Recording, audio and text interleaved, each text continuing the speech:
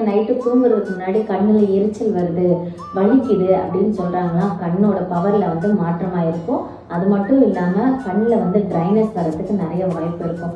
குழந்தைங்கள என்ன செய்யணும் அப்படின்னாக்க, கண்ணு கழுவுற கப்பு இருக்குது, அந்த கண்ணு கழுவுற கப்பை எடுத்து டெய்லியுமே நைட்டு தூங்குறதுக்கு முன்னாடி கண்ணை வாஷ் பண்ணிவிட்டு நீங்கள் தூங்குங்க அப்படின்னு சொல்லலாம். அதே மாதிரி தூங்கி எழுந்த உடனே ப்ரஷ் பண்ணும்போதும் குழந்தைங்க கண்ணு கழுவுற கப்பை வச்சுக்கிட்டாங்க அப்படின்னா அந்த கண்ணை கழுவிட்டு நீங்கள் டெய்லியுமே ஸ்கூலுக்கு போங்க அப்படின்னு சொல்லும்போது இந்த டஸ்ட்டுனால வரக்கூடிய அந்த பொல்யூஷன்னால உங்கள் கண்ணு பாதிப்போ, குழந்தைங்களுக்கு இந்த தூக்கமின்மையினால் இல்லைன்னா அவங்க ஃபோன் பார்க்கறது, டிவி பார்க்கறது இதனால் வரக்கூடிய ட்ரைனஸும் குழந்தைங்களுக்கு மாறும்.